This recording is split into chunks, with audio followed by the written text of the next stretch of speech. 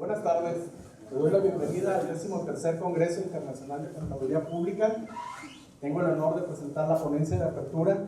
El ponente es el contador público Francisco Wilson Loaiza.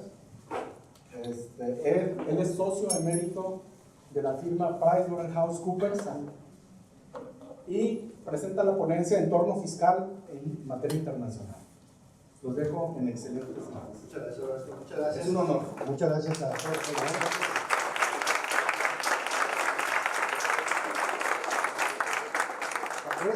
Acuérdense que música por anticipado toca mal son. Entonces no me aplaudan hasta que termine la ponencia así. La verdad es que hay mucho gusto. A Sonora querida la estamos esperando ahorita. Bienvenidos. Somos casi paisanos. Yo soy sinaloense, aunque ya soy jalisciense por adopción. Muy arraigado a Jalisco. Les decía a los muchachos que yo ya bailo al son del mariachi. Pero quiero tener mucho Sonora. Mi nuera es de Sonora, de Hermosillo.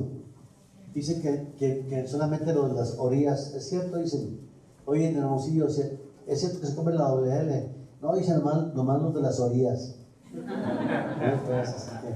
Bueno, me da mucho gusto estar con ustedes.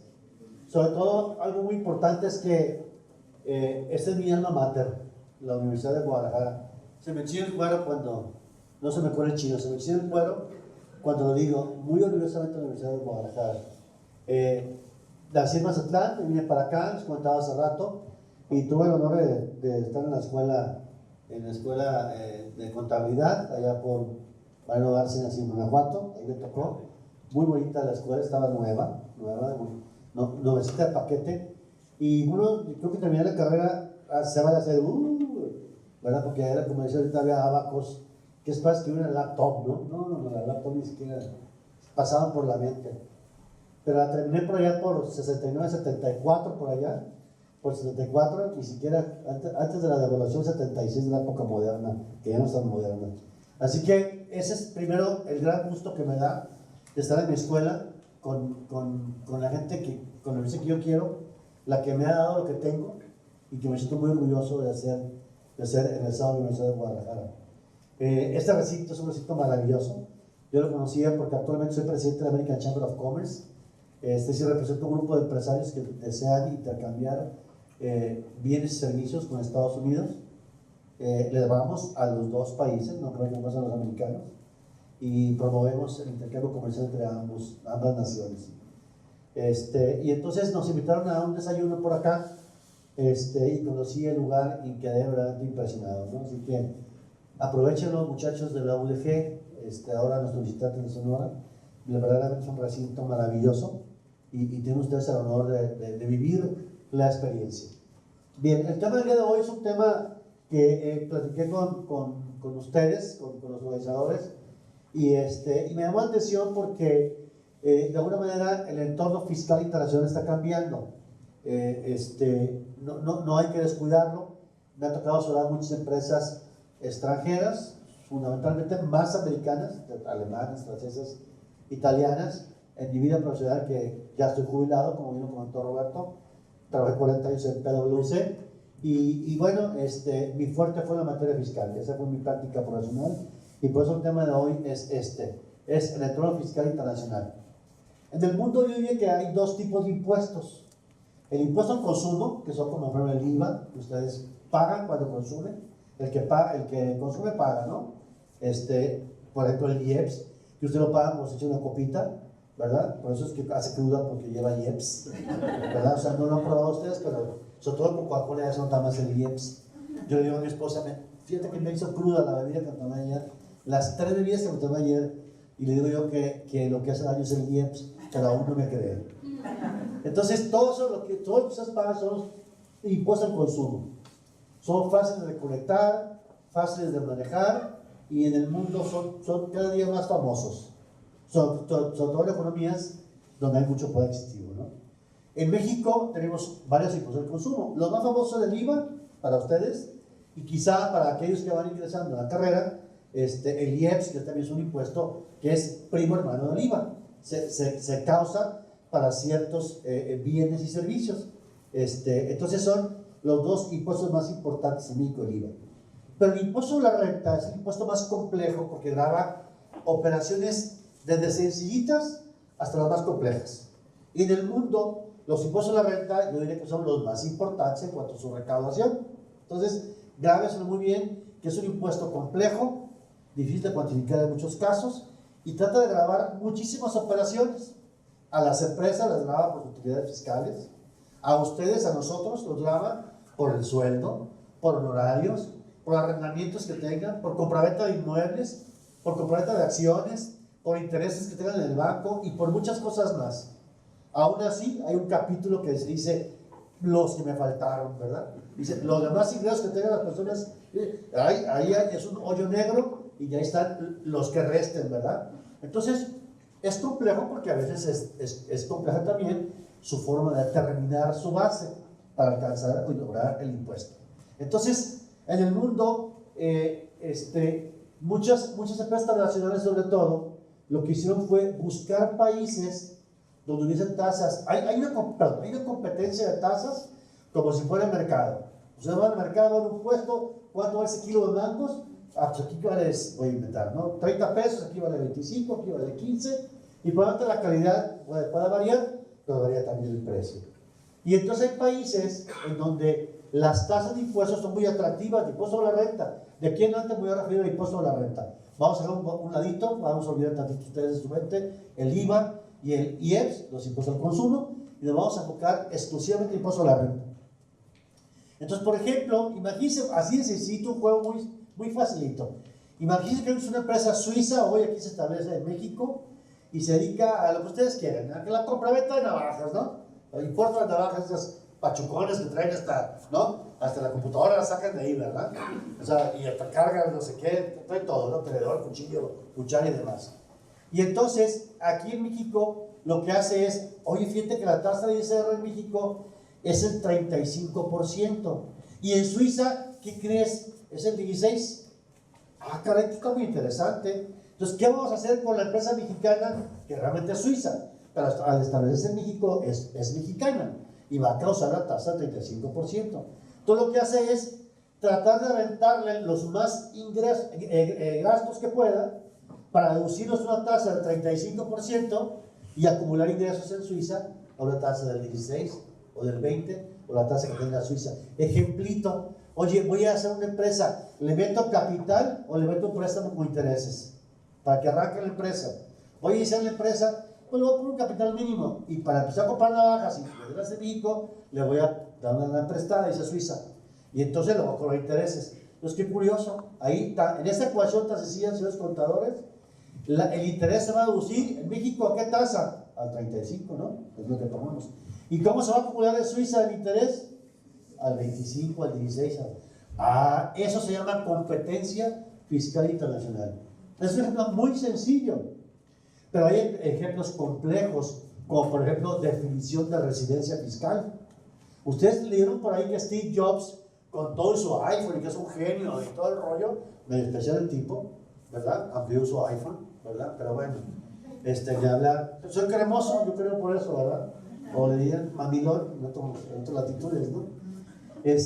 Lo que fue lo que hizo, ustedes por ahí vieron las noticias de muchos casos, que empezó a crear entidades en diferentes países donde no era atrapable el gravamen.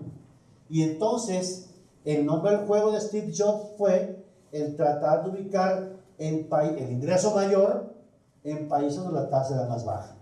Entonces, por eso Trump, ahora que ustedes quizá también lo han medio escuchado de lado, o directamente, ustedes saben que Trump propuso y que fue aceptada con todo y todo en diciembre pasado, una reforma fiscal muy importante que conlleva muchas cosas, pero entre otras, atraer la lana que los Steve Jobs y los cientos o miles de Steve Jobs americanos que existen en Estados Unidos se trajeron la lana que se llevaron porque ofrecían a otros países tasas más bajas de impuestos.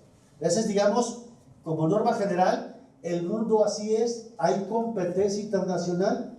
Y luego también voy a hacer una palabra, no me digan que soy mamila, porque sí lo soy. Voy a usar una palabra extranjera. Hay diferentes regímenes fiscales en Estados Unidos y México, por ejemplo, o en Holanda y en México. A esas diferencias le llaman en inglés mismatches. Match es comparar, mismatch es no comparan. Entonces los fiscalistas mañosos como el de La Voz empiezan a buscar lugares donde haya un rompimiento de la comparación de tratamiento fiscal de una operación misma en un país y en otro. Por ejemplo, hay cosas que se llaman entidades híbridas en Estados Unidos. Una entidad híbrida es una sociedad conformada por personas físicas que cuando recibe el ingreso no causa impuestos, sino hasta que se distribuye a los socios personas físicas. Entonces, ¡ay, qué padre! Voy alojando en Irlanda a través de una entidad híbrida todos los signos acumulables y no los voy a pagar impuestos antes sino hasta que los distribuya y a ver qué se me ocurre después. Entonces, hay todo ese tipo de competencias que los fiscalistas que conocen de tratamiento fiscal de varios países están con la lupa buscando dónde está el negocio de pagar menos impuestos. Y el ISR, señores, es un impuesto caro, alto, que todo el mundo quisiera bajarlo.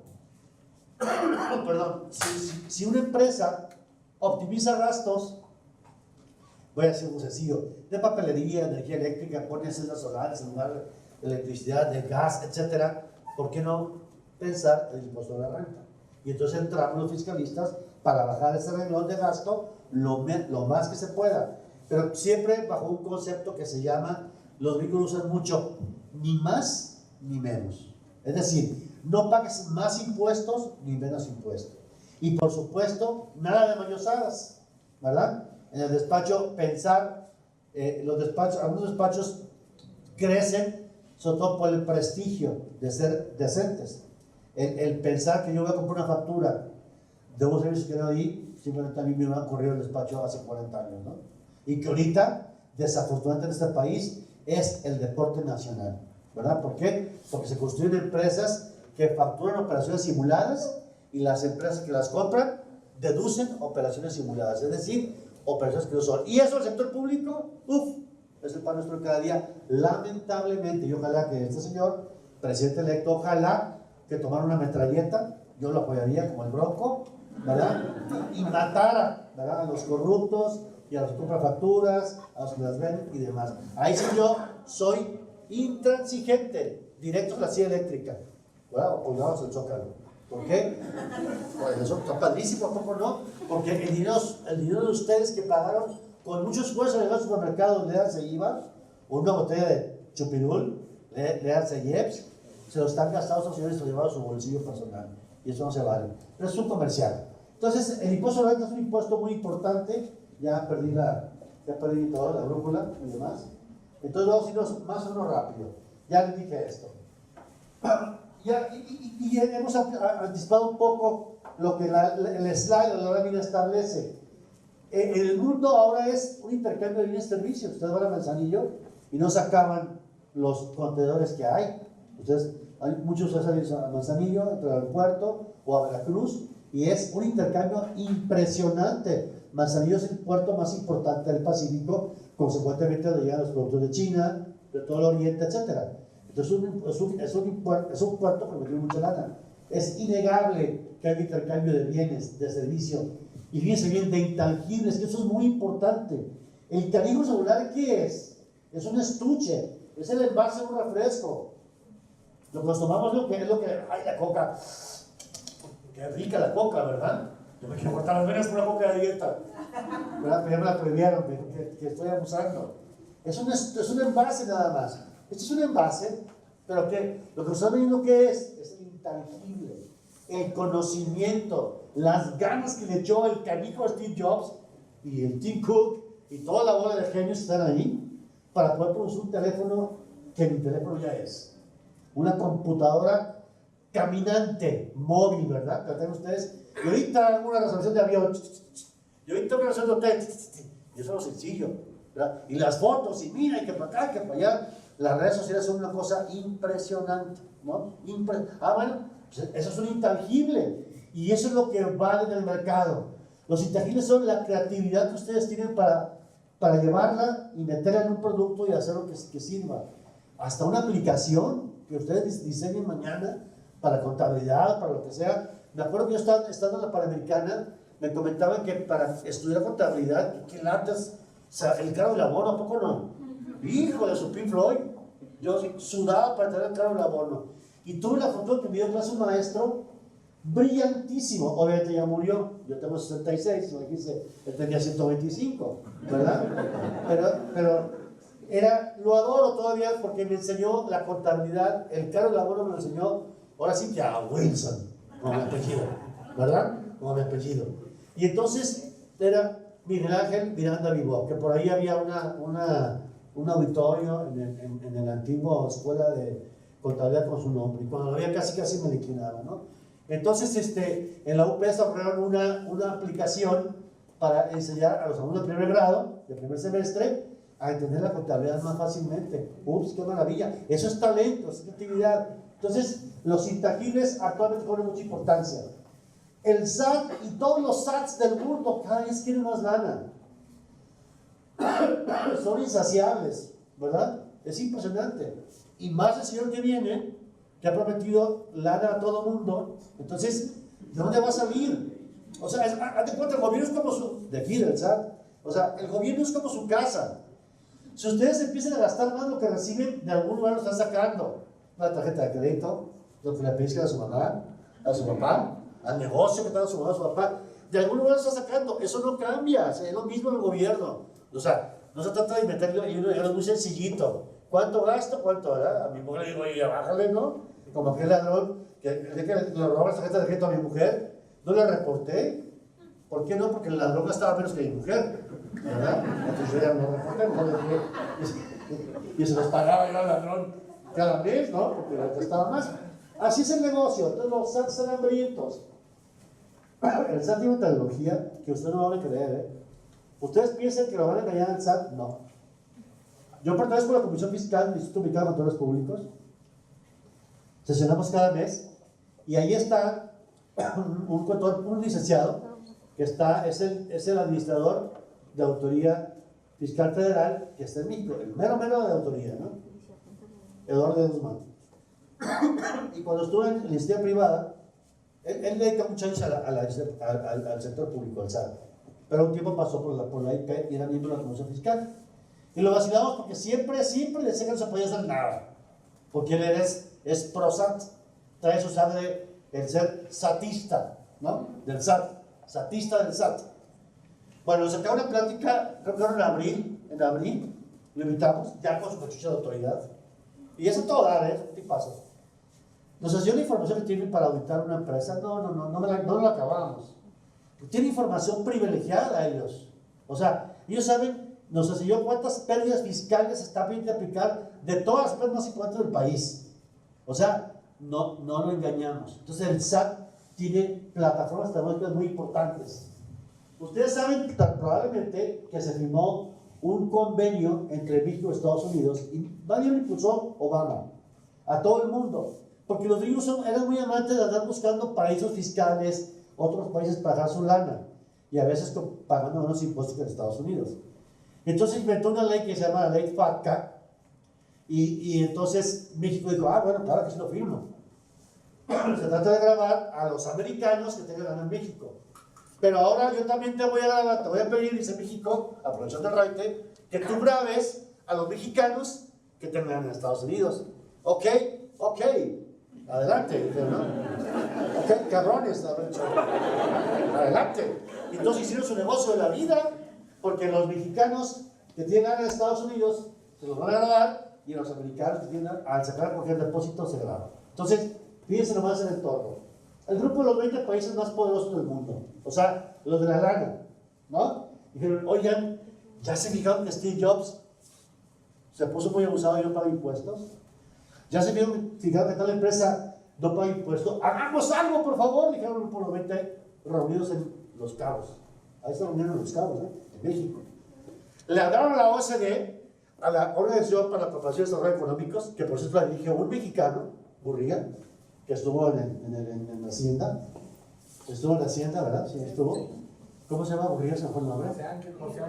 ¿Miguel Ángel Gurría? No, José Ángel. No, yo iba a apostar una cena ahorita. Me va a sacar a Guadalajara. Estuvo en Relaciones Exteriores. Y está bien, en Relaciones Exteriores estuvo, ¿verdad? Entonces, es el mero chipapludo de la OCDE. O sea, ahí nomás, ¿no? Es joven el cuate. Entonces dijeron, oye, nos están goleando, ¿ya se fijaron? 8-0 como México, ¿no? ¿no? Y ayer perdimos, ¿verdad? Y con los gringos, hijos de su mosca. Tenía que hacer, ¿cómo se dice? Pelo de zanahoria, ¿verdad? Bueno. Entonces le habló al grupo, a la OCDE, y le dijeron, oye, hay que hacer algo. Y la OCDE dijo, chaparrito, es que todas las disposiciones fiscales de todo el mundo pues, son diferentes. Pues haz algo. Entonces se comunicaron el G20 y la OCDE, y bueno, ¿y qué hicieron? Empezaron a inventar cosas raras, a fumar cosas raras, a inyectarse cosas raras, ¿verdad? Y el grupo de los 20, y la OCDE dijo, no, pues es que aquí la cosa está así, empezaron a pensar, ¿qué se pudiera hacer para que este mundo ecualizara, más o menos, perdón, es que un poco con gripa, no es gripa, es como una alergia ahí que a la humedad. Y vengo de Chiapas, ayer vine de Chiapas y allá me la pesqué la humedad, estábamos en todas las casas, que es bellísimo. Además soy mi hija y mi nieta, que también es bellísimo. Y entonces empezaron a fumar algo raro y entonces cosas todavía más raras y nacieron una cosa que se llama BEPS. Y los jóvenes van a vivir, los que sí quieren impuestos dentro de mañana o pasado mañana, van a vivir con el concepto BEPS por toda la vida. Y que son todas aquellas estrategias fiscales, y cómo neutralizarlas, que erosionan la base gravable de un país. Ya sea por el uso de diferencias, el tratamiento fiscal de un país en otro, por tasas diferenciadas, en fin. Y entonces la OSD sacó esas ideas que vamos a ver al final de la charla. Y luego México, cuando vio en 2014, fue una reforma fiscal muy importante que se posicionó en el 13. Fíjese, la OSD, que es un organismo mundial, con sede en París, cuando un gobierno nuevo llega, les da como unas recomendaciones. Es por aquí, por aquí, por aquí, por acá, por acá, no te vayas. Lo que dijiste en campaña, estuvo todo padre, pero aquí, el negocio es por acá, le dice la OCDE, ¿no? Son mis recomendaciones. Si quieres, tómalas, si no, no las tomes. Entonces México ya ha recibido 3 documentos, el último fue antes de las elecciones, por ejemplo, y entonces la OCDE dice, oye, abusado con aeropuertos, abusado con la recaudación fiscal. Tú, México, miembro de la OCDE, eres el país que más baja tasa tiene respecto del PIB, ni siquiera Guatemala. Entonces, algo está pasando. Entonces, échale candela. Y entonces le echó candela y de alguna manera México dio un paso al frente. Y aquí nomás puse una sola o 2 disposiciones, pero hizo muchos cambios México, se introdujeron en 2014 para ir contrarrestando esas diferencias que hay entre el país. Entonces, México le puso una estrellita a la OCDE, estrellita, reluciente de la Luna Colorada, ¿no? ¿Por qué? Porque de alguna manera dio el primer paso y cumplió con las recomendaciones que hizo la OCDE respecto de BEPS. Luego tenemos nuevos tratados tributarios. Fíjense bien, los países para ponerse de acuerdo empezaron a firmar hace varios años. México empezó a firmar a partir del 94. El primer convenio que se firmó fue con Canadá. Para ponerse de acuerdo, oye, tenemos que firmar tu tasa de retención de impuestos. Si yo recibo una regalía, ¿por qué me quieres atorar con el 25%? Entonces, mejor que sea el 10%. Y así como eso, se empezaron a negociar muchas cosas. Entonces, México ha firmado muchos tratados tributarios. Y ahorita vamos a ver lo que es el MNI, el último. Miren qué bonitos están las mariposas allá. Son las monarcas, ¿verdad? ¿O qué son? Sí, está precioso ese. Bueno, y en fin, para terminar ese calentamiento de brazo, en el mundo, y pongo a Steve Jobs de ejemplo, está de moda, fíjense bien, deducir conceptos en un país y no acumularlos en ninguno. O sea, ese concepto es muy serio porque los gobiernos quieren recaudación. Entonces, por ahí anda la cosa esta de las BEPS. No olvidar nada más, eso es también no olvidar, que la plática con mucho gusto se puede compartir, Valentina, tú nos ayudas, ¿verdad? A dejarles aquí para que no estén tomando tantas notas. Bueno, tomen las notas que quieran, pero con mucho gusto la podemos compartir a quien ustedes quieran, ¿no? No se puede. ¿Por qué no se puede? Derechos de autor, bueno, yo le quito el logo de Padre de los Cielos en el espacio.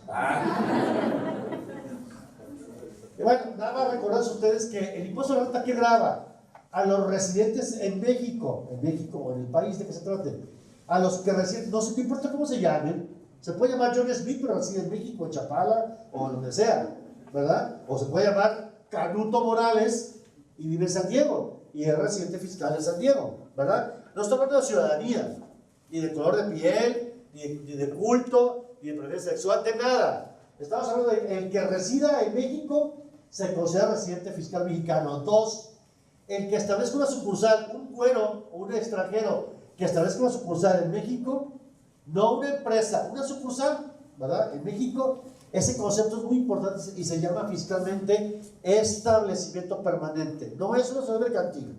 Alguien decidió una empresa, cada vez es menos probable que se haga, por razones evidentemente legales. Pero existe el concepto que se grava a una empresa americana, por ejemplo, que haya decidido establecer en México un centro de negocios. Y finalmente se graban en la parte de abajo aquellas operaciones que efectúan los residentes del extranjero y que se considera que hay fuente de riqueza en México. Por ejemplo, si un americano nos presta lana y nos cobra intereses, los intereses deben pagar impuestos en México. ¿Sí? Si un americano nos concede una licencia de regalías o lo que sea para desarrollar un producto y nos da su tecnología, su guía de cómo hacer las cosas o los procesos y le pagamos una regalía, esa regalía causa impuesto por virtud del tercer párrafo del artículo 1 de la ley de impuesto sobre la renta. Entonces, fíjense bien qué es lo que sucede, que son tres fuentes de vinculación tributaria en el mundo en general, ¿verdad? ¿Cuál? El que resida en México, casita, habitación, motel, motorhome, whatever, ¿no? Novio, novia, amante, ahí te agarré, ahí es tu residencia, ¿verdad? Así que no le hagas loco, ¿verdad? Dos, la sede de negocios, lo que les acabo de decir, el establecimiento permanente. Y tres, la fuente de riqueza, es decir, un extranjero que cobre algo de México, lo grava México, ¿verdad? Porque está explotando, digamos, a México en su beneficio. Son los tres conceptos importantes. Los tratados tributarios, ¿qué son? Esos son muy importantes en el entorno internacional. Justamente yo creo que los tratados tributarios que hace en 94, ¿cuánto hace eso? 10 al 2004, 10 al 2014, ¡ay! Se me fue el gallo. 4, son 24 años, ¿verdad? Digamos junto con el Tratado de Libre Comercio, más o menos. El Tratado de Libre Comercio creo que de 25 más o menos, ¿verdad? El Tratado de Libre Comercio empezó el 1 de enero del 94, ¿no? Cuando entró el ejército trigarante en Chiapas, ¿no? Precisamente, ¿no? Cuando llegó el submarcos, ¿no? No, los chavos que se van a acordar, ¿verdad? Son chavos, la mayoría de chavos son que son Z, ¿no? Son Z, ¿no? Sí, yo soy baby boomers en extinción. Cuídenme, quieranme, yo estoy en extinción, yo. ¿Y esto que ven ahorita? Dentro de poco de raro, a ver. Sí, es como meter en una jaula, casi, ¿no? Sí, los baby boomers ya estamos en extinción. Entonces, empezaron a firmarse y se consideraron verdaderamente los tratados tributarios muy buena onda, porque acordamos con países tasas preferenciales, definición de conceptos y demás. Y México firmó una red de tratados impresionante, pero muchos. Yo creo que México debe tener más de 40, y si no más, me equivoco, 45 tratados tributarios firmados con tantos países. ¿Qué quiere decir, por ejemplo? Si la ley mexicana dice, oye, si yo te voy a pagar interés al Bank of America, la ley dice que hay que retener, voy a inventar la tasa, el 20%, el tratado dice que me vas a retener el 4.9%. ¡Oh, qué padre!, ¿no? Entonces, aplica el tratado tributario. Los tratados tributarios van por encima de la ley. Tienen un rango constitucional, son así muy sangrones, están así, arriba de todas las leyes locales. ¿Por qué? Porque tienen ese rango, porque el tratado lo propone el Ejecutivo y lo firma los senadores. O sea, lo autorizan los senadores. Y usted sabe que este país, el Senado, ¿qué es lo que hace? ¿Qué hace el Senado? Sella el Pacto de la Unión, porque supone que somos un país con estados libres y soberanos. Se supone que ahora con los médicos virreyes se van a poner, ¿verdad? Ya no lo vamos a hacer, ¿verdad? ¿Ustedes saben los virreyes qué son los virreyes? ¿Alguien sabe qué son los virreyes? ¿No?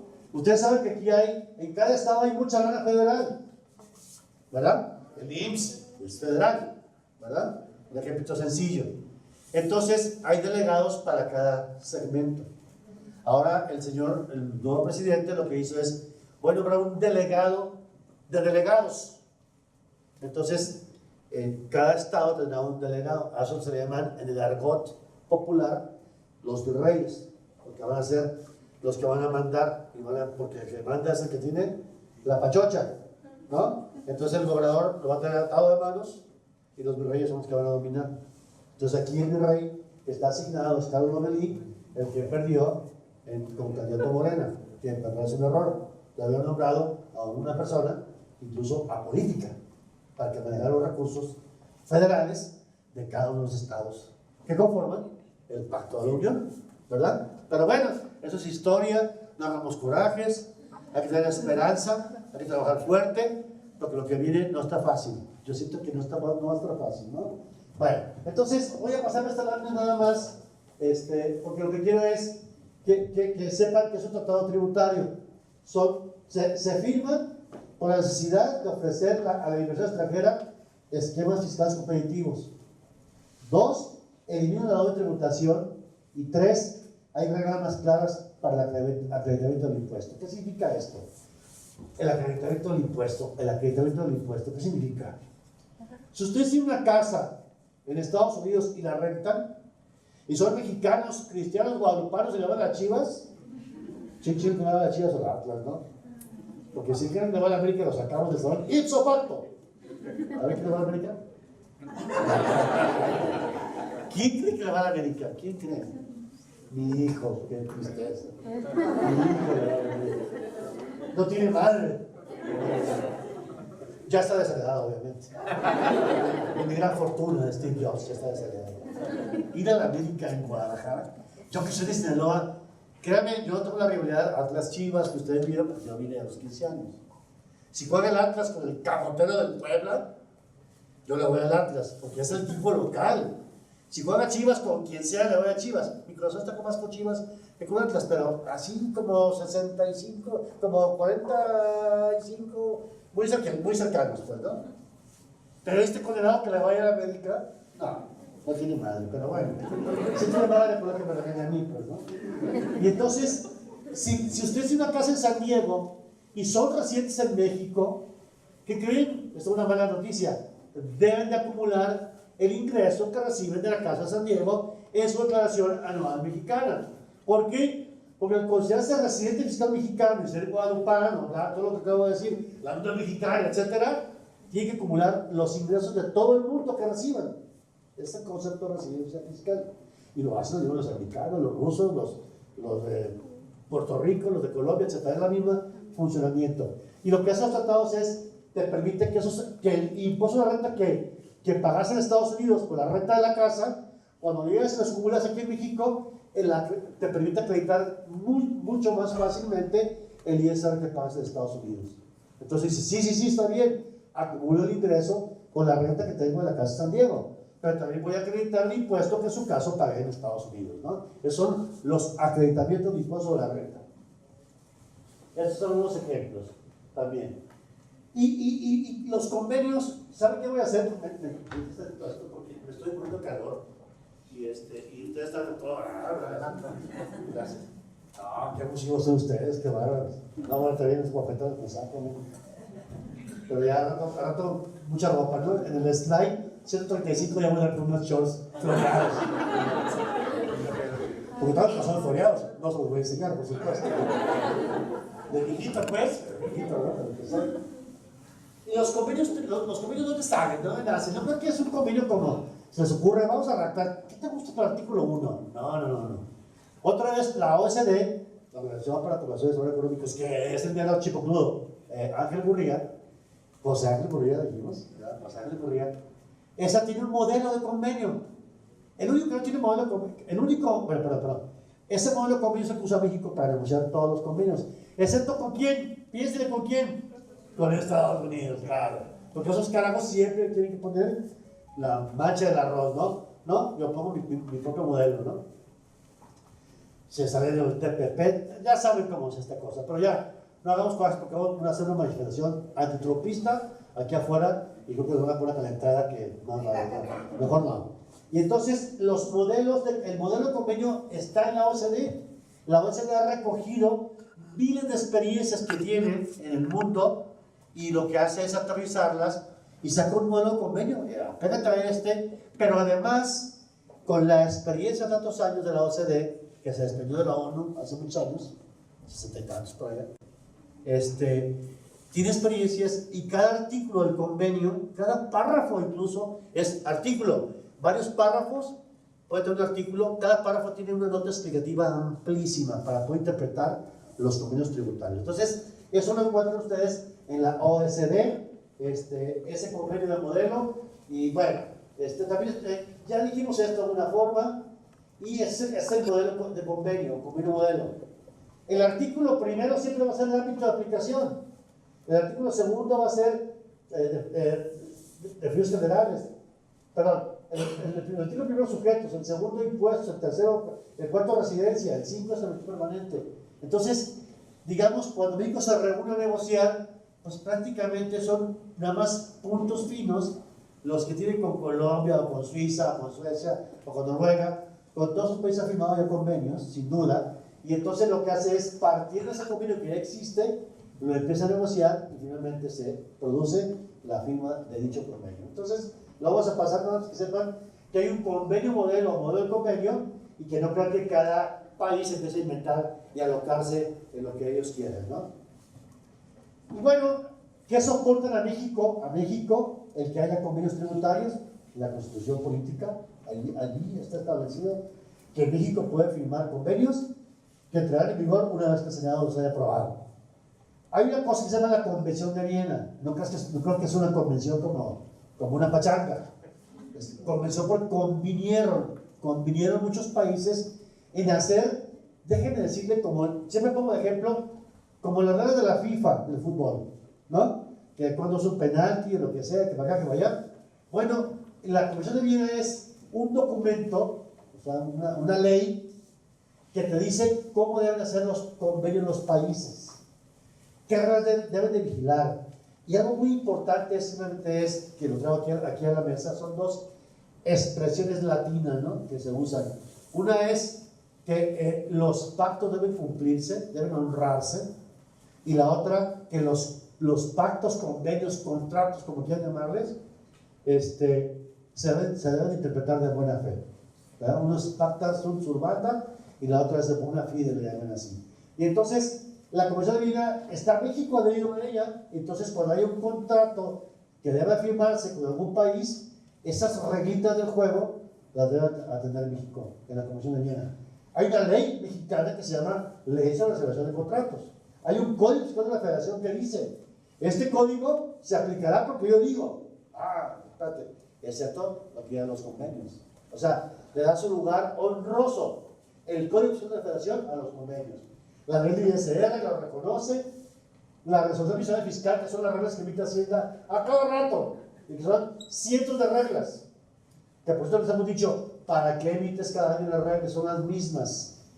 No, bueno, pues que las adecuamos, le quitamos una coma, no la friegues. Nos hace estudiar todo el sinfín de reglas de la miscelánea, pero no hacen caso. Pero ahí está, ¿no? Hay notas explicativas y ya hay tesis y jurisprudencias en materia de convenios tributarios. Esto lo voy a pasar, esto lo voy a pasar. Creo que lo más importante es esta parte de los convenios. Bueno, ya dijimos hace rato que, número uno, dijimos un ejemplo muy sencillo. Hay competencia en el mercado de tasas, ¿de acuerdo? O sea, hay países que tienen tasas muy, muy bajas y México tiene una tasa muy alta. Realmente México tiene una tasa altísima. O sea, México, por ejemplo, si usted hace un negocio mañana, vamos a un negocio todos, vamos a un mercantil. Dame cada quien 100 pesos y mañana vamos a una sociedad mercantil, la constituimos. Todos somos socios y entonces son 1,000 pesos lo que. Vamos a ver que 1,000 pesos logro captar, que hacemos una empresa, tenemos en la caja 1,000 pesos y capital social 1,000 pesos. Y el primer año ganamos 100 pesos. Vendimos lo que sea, compraventa de ropa, 100 pesos. La tasa de impuesto a la renta que hay que pagar es el 30% en las personas morales y la tasa máxima en la persona física es 35%. Entonces, 100 que ganamos, así sencillito, menos 30 de impuesto a la renta, no vamos a meter aquí la percepción de utilidades, nos quedaron 70, ¿verdad? ¿De acuerdo? Ah, pues usted va a decir, pues repárteme, señor Wilson, usted es administrador de nuestro negocio, sí, cómo no, aquí está el dividendo, les doy los 70 pesos de dividendos, ¿y cuánto creen que tengo que retenerles? El 10%. México, a partir de 2014, cuando hizo su revolución fiscal, grabó con el 10% de los dividendos. México era un paraíso porque grababa las operaciones hasta el primer nivel, hasta el ganar las empresas. Ahora lo que hace México, como muchos países, también graba el capital cuando se paga el dividendo. Es como si fuera un interés el dividendo, ¿verdad? O sea, al recibir el dividendo, es como usted recibe los intereses del banco. Es lo mismo. Es un ingreso por derivado del capital. Entonces, ¿ya cuánto va? 35 más 10. ¿Cuánto va? 45. Y cuando ustedes llegan y acumulan los dividendos que reciben los 70, puede que, así es en mi pueblo, puede que, se traduce, puede que lleguen a la tasa del 35%. Y entonces vamos a un diferencial del 30% que pagó la empresa y el 5% de la persona física, que se puede ir a la tasa hasta el 40 y tantos %, ¿no? Entonces es un horror, porque fue el 30 más el 10 son 40, ¿verdad? Y se va a 5 más, son 45. Pero por un mecanismo de acreditamiento da como el 41 o 42%. Eso es una tasa muy alta. ¿Cómo pues? ¿Cómo unos individuos decentes como nosotros, guapos, bien presentados, o no? Ah, dime sí.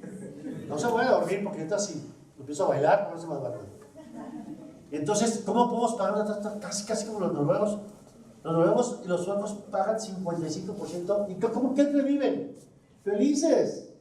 O sea, yo le he preguntado, tenía un cliente de Noruega que vendía perforadoras para las minas, drills, pues, y le decía, oye, se llamaba Leif, y todos le decíamos Leif, ya se acostumbraba, ¿no? Oye, ¿y te molesta pagar la tasa tan grande? No. Es que los 45 centavos que me quedan por cada corona que recibo, perdón, son para mí. Yo tengo que empezar en educación, en pensión, en salud, en maestrías, y nada. Son para mí, como que se va a estar feliz. Este país, desafortunadamente, va en desarrollo y demanda, ahorita no quiero empezar corrupción, por favor, pero no porque me enojo, ¿verdad? Y se me gastan los chones, no, el pantalón, los chones no.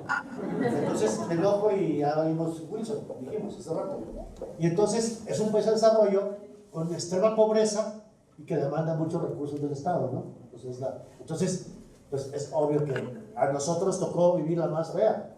Hay estudios que dicen que en el 2030, no sé cuándo, México va a ser uno de los países, de las potencias de las 5 más importantes. Yo ya lo voy a ver, ustedes sí. Entonces, ojalá, ¿verdad?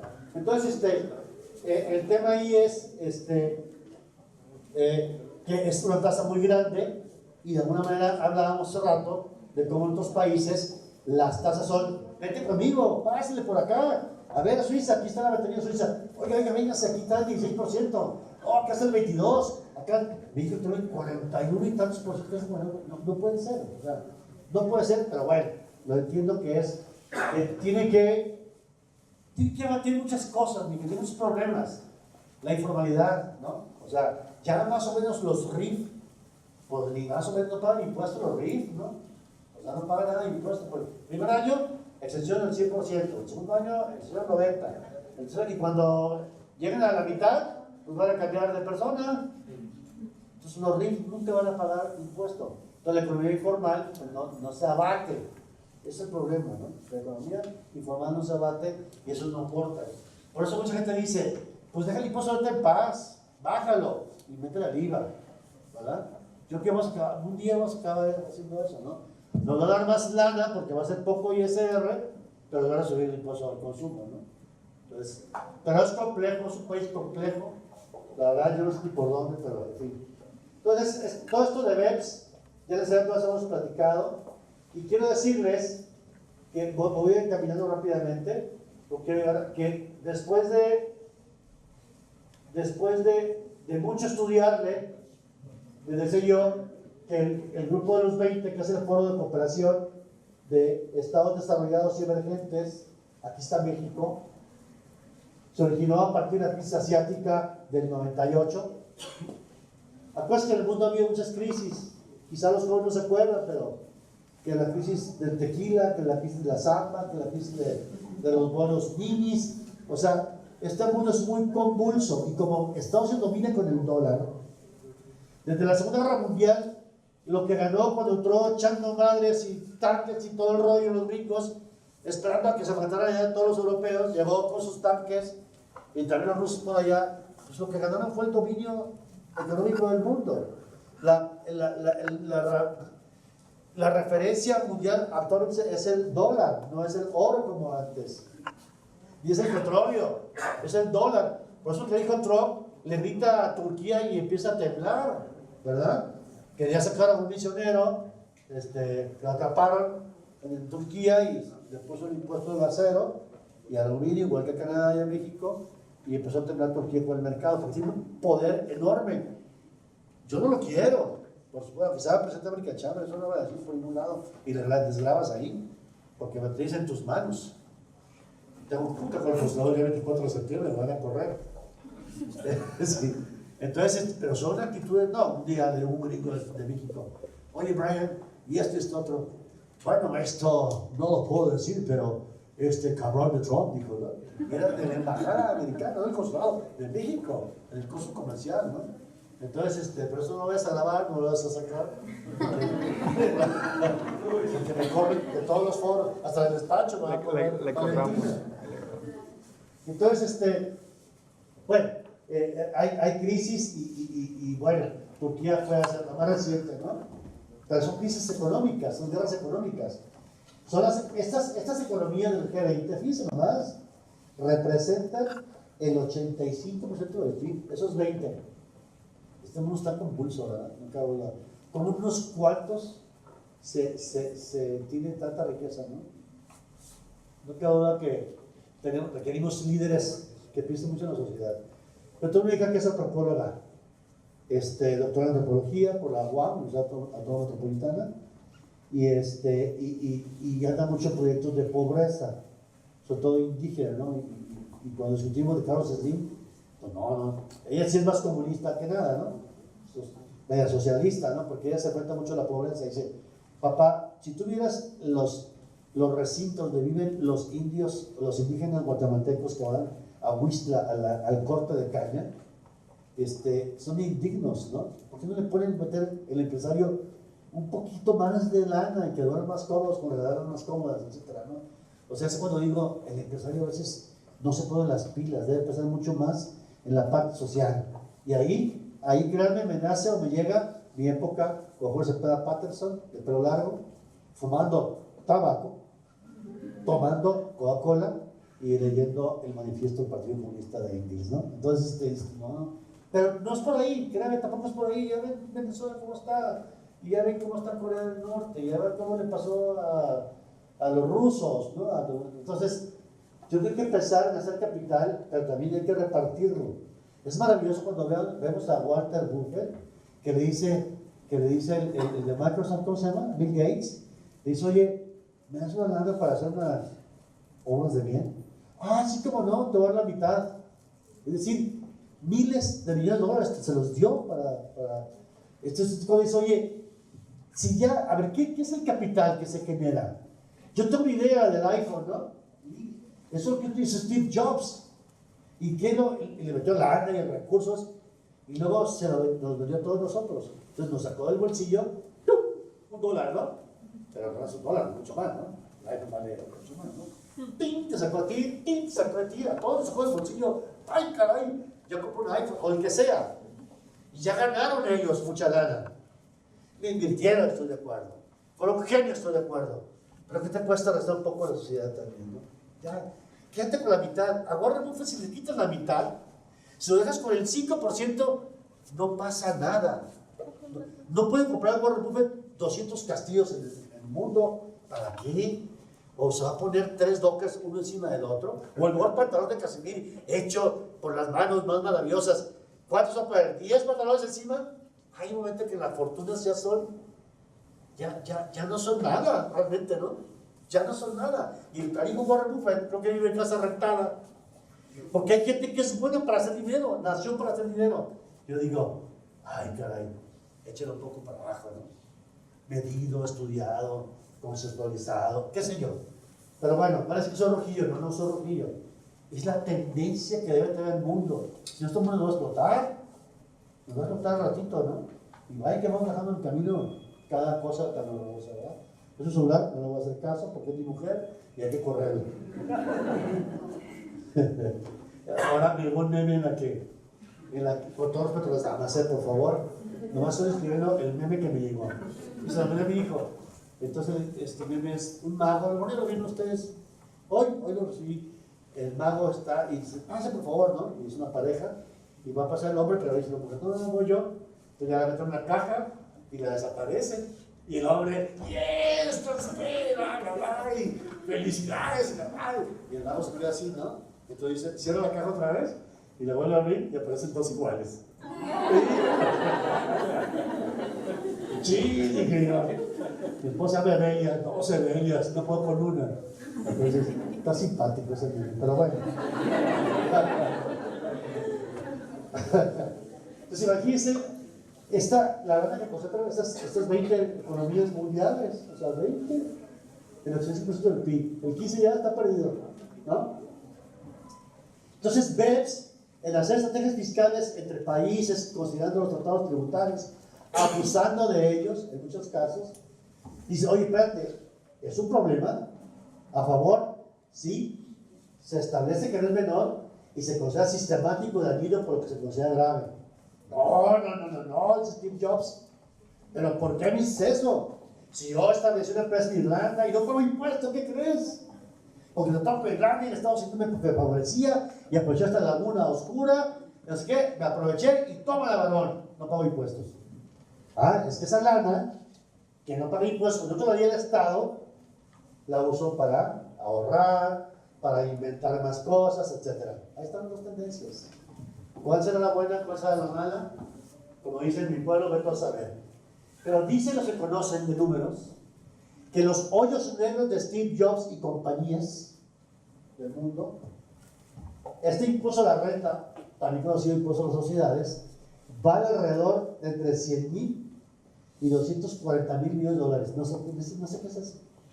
Es un número que ya no me dice nada, ¿verdad? Mi mente ya tan corta y tan decrépita, ya no me da para pensar en qué significaría.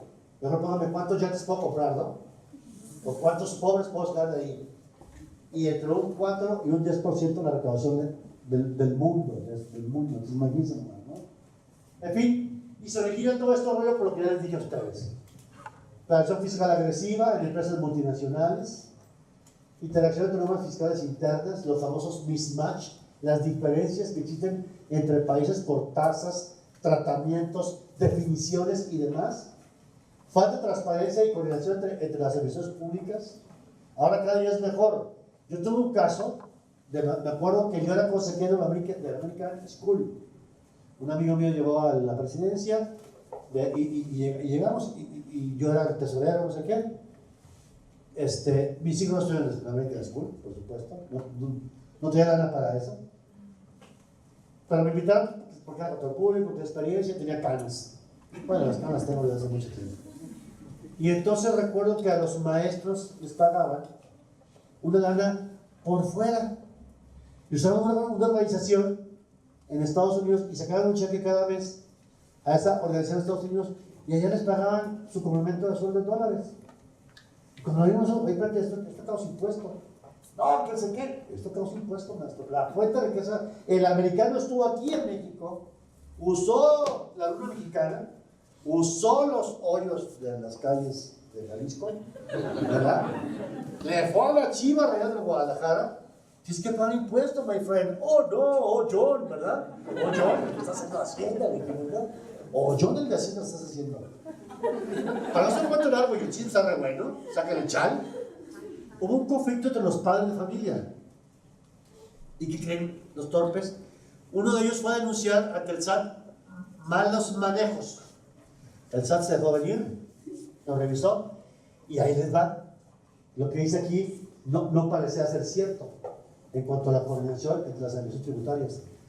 Con el tratado que existe entre México y Estados Unidos de intercambio de información fiscal, se conoce como el tratado ASPE, no me acuerdo cuál es el apellido, le hablaron al SAT, a la IRS, oye, por favor me puedes decir la lana que les llegó de aquí a allá, ¿a quién se entregó? Ah, sí, cómo no, ¿de cuánto tiempo lo quieres? Los últimos 3 años.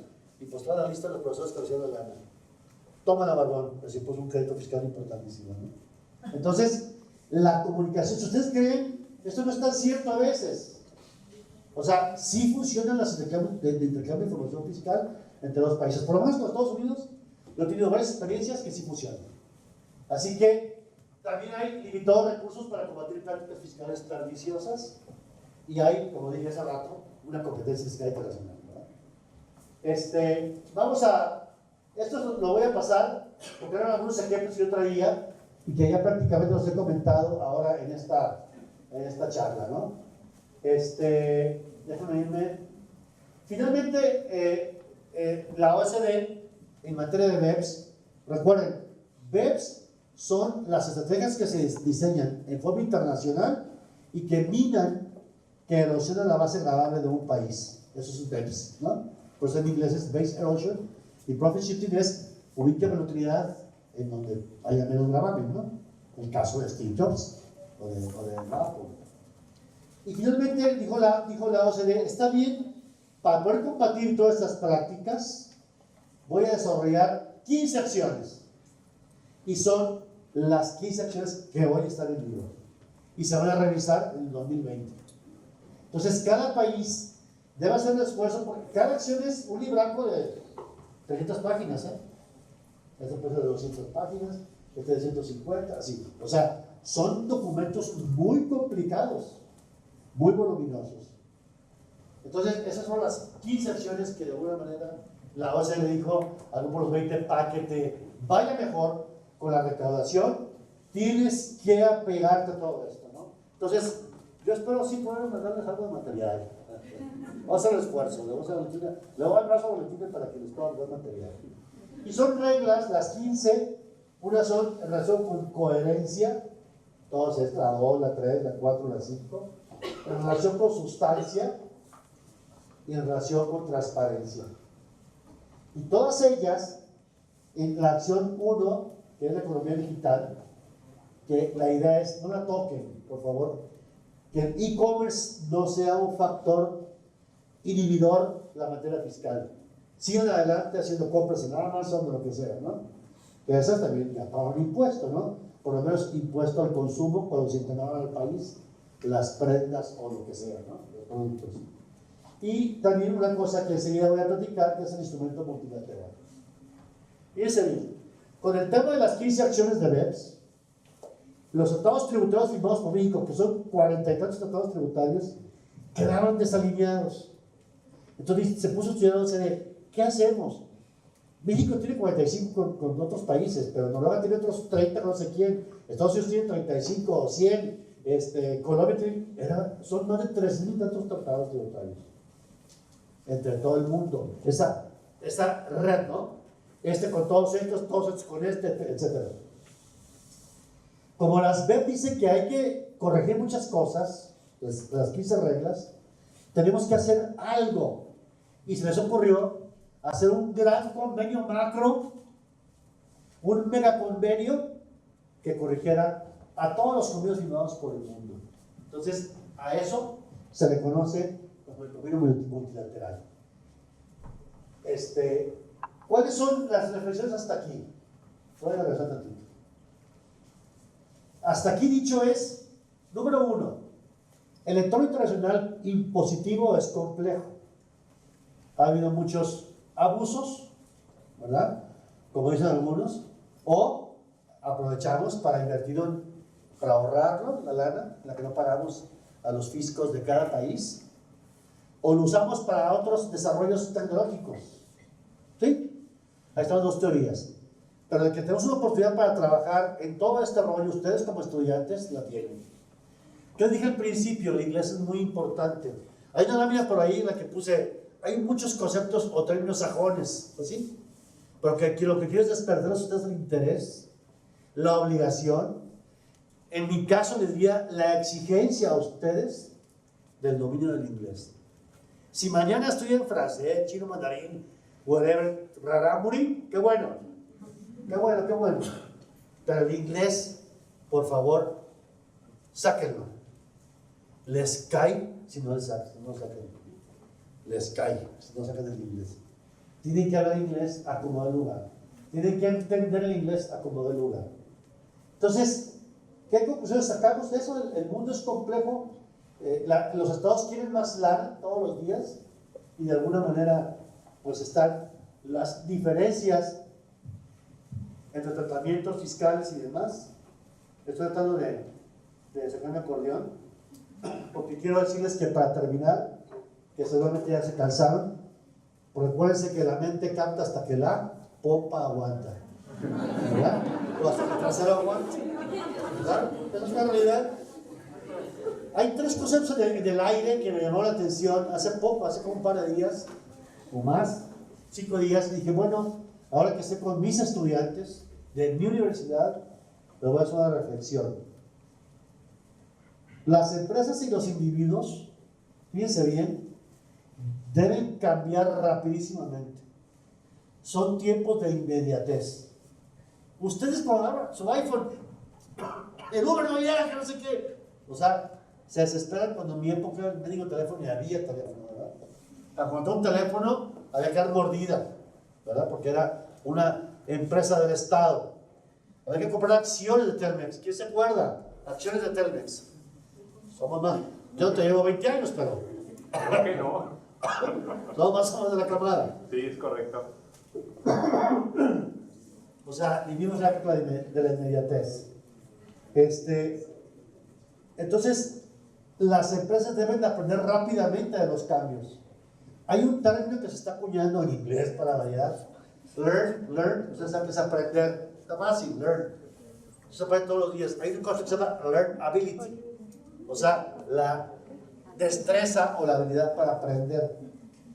Bueno, a las empresas le toca ser inteligentes.